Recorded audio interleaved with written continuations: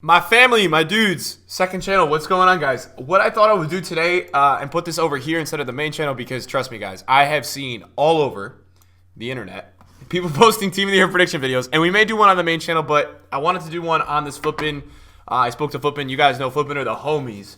That's the site I use for absolutely everything. I thought what I would do is I would get a video together with you guys on my kind of Team of the Year predictions. They have something, by the way, they have an ongoing contest if you guys want to go in there. I'll leave the link in the description below.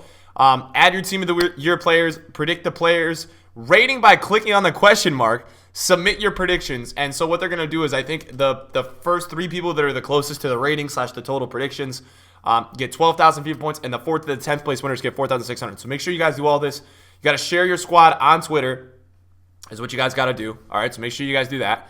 So we're going to do that today. I wanted to do that with the second channel. I thought that would be a really cool idea. I want to talk through my predictions, talk about why I have certain players in my prediction, why I don't have certain players, and I thought that would be really fun. So don't get mad at me. Don't dislike the video, but rather just what you guys can do is two things. You guys can leave your Footbin link in the description below in the comments so I can see what you guys are going for. Or you guys can just comment. That's probably easier what you guys are going to go with.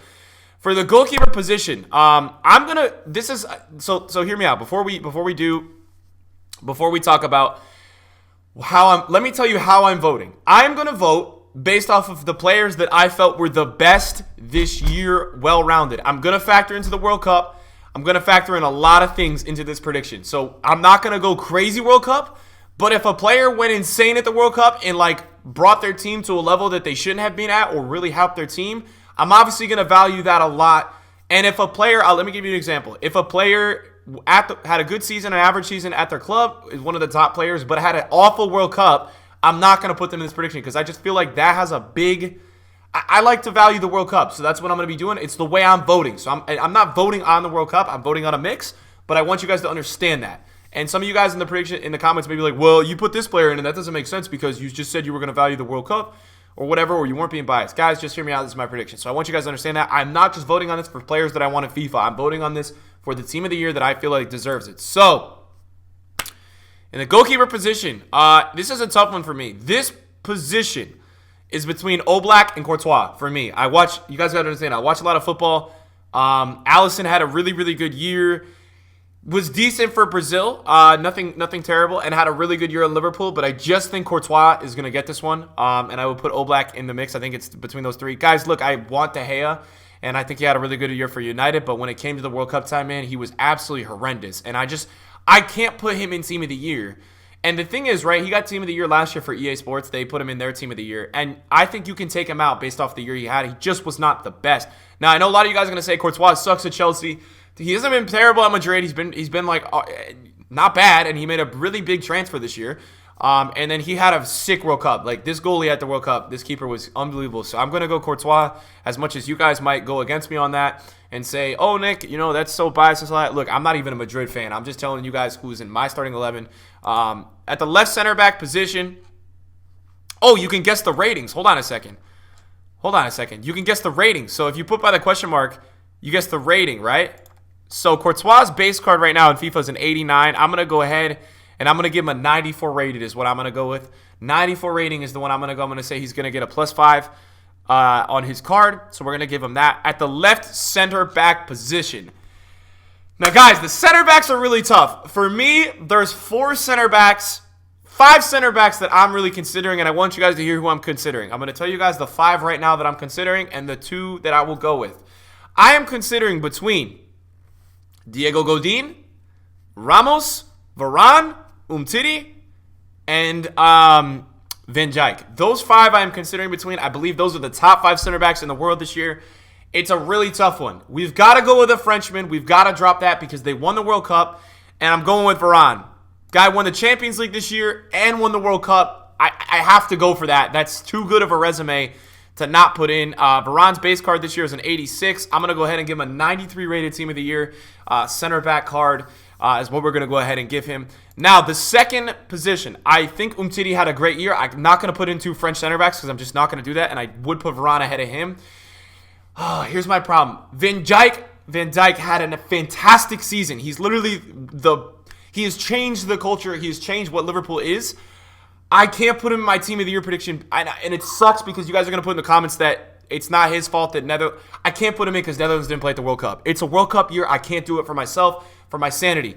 So for me, it's between Ramos and Godin. And this is probably the toughest decision for me because if you guys watched the World Cup, Godin was fantastic. He was so good at the World Cup, and he was a very low-key reason why Uruguay did so well. Suarez and Cavani were great, but he held that back line. Him and Jimenez together did fantastic. I'm going with Ramos, and hear me out why I'm going with Ramos. Ramos has been in Team of the Year the last few years for a long time. I can't take Ramos out to put Godin because I can't look at it on paper and say that Godin was that much better. Now, in my opinion, at the World Cup, Godin was the better player. But I have to look at it, guys, that Ramos, they won the Champions League. Champions League for me, I'm not trying to put too much weight on it, but the way Madrid was last year, I have to give it to Ramos. I promise you guys I'm not a Madrid fan, and I know that I have a back three in Madrid. I see that, guys. I know, man. I know it sucks. Now, let me just say this while we're doing this video. I am a Spurs fan. I like Bayern, and I am a Germany fan, international-wise. I have a part of my family that's very German. I've grown up watching them as a kid. So just so you guys know where I'm at in terms of predictions and bias, those are the teams and country really that I support. I support the U.S., man, but really there's nothing to support there, and I know it's a meme.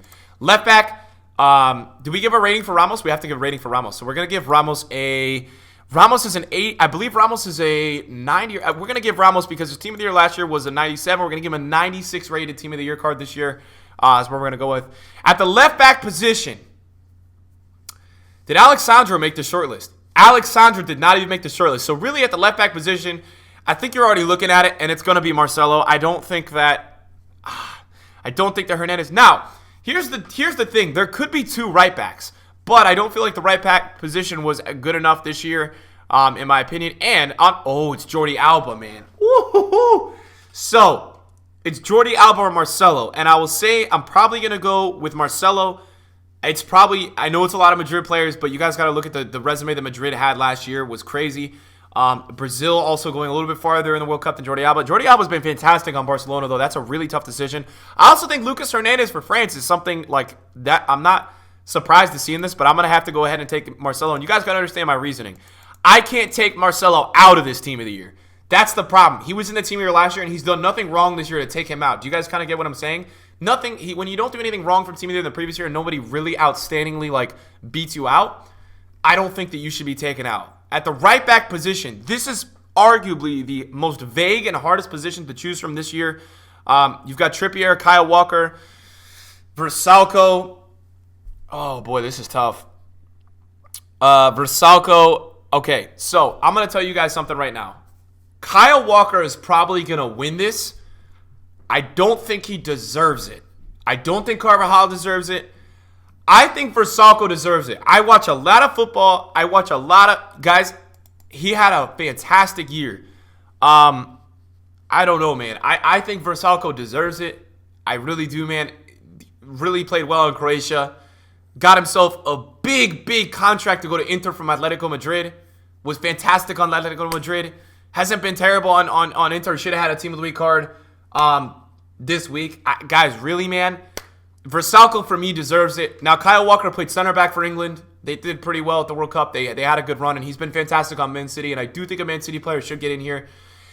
I watch a lot of football, man. Vrsaljko's a really good fullback. I want to give it to him this year. He's had a fantastic year, so I'm going with him. I know it's not a popular choice, but I'm telling you guys, these are my predictions for what I feel like from what I watch. At left center mid, I'm going to be going for Luka Modric, the Ballon d'Or winner, and I do believe he's going to get a 99 rated this year because of that. Going to be in a fantastic card. I think that's a hands down. The Ballon d'Or always should be in the Team of the Year. At another midfielder, we've got a lot of options. To be honest, for me, the next midfielder I will choose is going to be N'Golo Kante. I'm going to be choosing N'Golo Kante as my next midfielder, and I'm going to be making Kante a 96 rated card in Ultimate Team because he already got a 90 rated card. Next midfielder is tough. It really is tough for me to just choose here. It's really tough, guys. I understand that it's not the easiest thing to choose as next center mid. Now, let's have a conversation because I watch a lot of football, and I'll tell you guys the third best center mid in the world this year for me has been David Silva. This guy has been fantastic this year.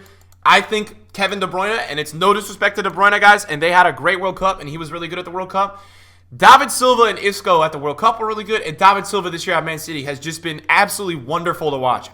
He is one of the best footballers and midfielder and controlled players in the world right now. He's playing on another level. I think with all the stuff he was going through last winter with his family, I know he's going through a lot, and the way he came out and played after that, after tragedy or things going on in his life this year, for me was so impressive to see. I'm throwing in David Silva as my third midfielder into this team. I feel like, I know that Silva and Versalco are not popular choices, but I'm going with them.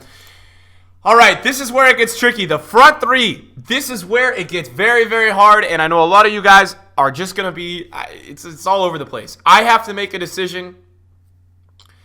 I have to make a decision between Salah or Mbappe. I really do. I have to make a decision between Salah or Mbappe here, and I don't know what I'm going to go for. I don't know. So we're gonna start off with the two choices that I'm gonna put in this team of the year. The first two choices, I'm gonna have Lionel Messi as my first choice in the starting attack three. We're gonna get Ronaldo in there. We'll put Ronaldo out. We'll put him on the left wing, even though he's probably gonna get a striker. We'll make Ronaldo a 98. We'll make Messi a 98. So we'll give two 98s this year to those two. And then I have to make a decision between Hazard, Salah, or Mbappe. That's a really hard decision to make. I don't really know who I'm gonna go with. You have a lot of ways, right? Hazard, very, very good for Belgium. Very good for Chelsea this year. Fantastic for Chelsea this year. I don't know what to do here. I'm going to go with a player here that, honestly, I don't even want in the team of the year. I want Mbappe. I'm going with Salah. What Salah did last year on his resume and the way Liverpool has been this year, for me, Liverpool needs a Team of the Year card this year. I don't know the exact stat. I'm pretty sure they haven't really lost this year. I don't know how that works. Besides the Champions League, I don't think league play. I don't know if they've lost this year. They've been a fantastic team to watch. They've really brought a fresh team to watch on TV every weekend. And the year he had last year, I think he had 11 informs in FIFA. I don't know how to explain it. But the reason why I'm choosing him over Mbappe was much better at the World Cup. Egypt didn't do anything in the World Cup. Salah had a few goals. He was injured, I think, for a little bit of it. He just wasn't him. He wasn't the full-on thing. He wasn't great. The single season he had was potentially one of the best single seasons ever in the history of anything. It is in the top 5 to top 10 for best single seasons, the season he had last year with Liverpool, and he's playing well right now. My thing with Mbappe is this. Mbappe had one of the most explosive World Cups ever, was very good at the World Cup, was a standout player as a young boy. I think really he did an amazing, amazing job. My problem with Mbappe, he won Young Player of the Year last year in the Ligue 1. Really, guys, I watched the Ligue 1 last year. He only had I think he had a total of 19 goal contributions, where Salah had I don't even want to know. It was a lot, in the Premier League. So Salah really, in terms of goal average and stuff, really killed him in the department of that. So for me, guys, the next three that should be in this Team of the Year, the next three for me, if I were to choose the next three, I would say KDB. This is not in order. KDB or Hazard. I think there should be a Belgian player in this Team of the Year. It's really tough to tell. I would say KDB or Hazard. And then really I would say it's really Mbappe's got to be in there. That's probably the next three. If I were to do 14, that's what I would choose. This is going to be my Team of the Year. Let me know who you guys are going to go and choose. And thank you guys for watching the second channel today. I appreciate you guys tuning into the predictions. And I will see you guys in the video soon. Peace out.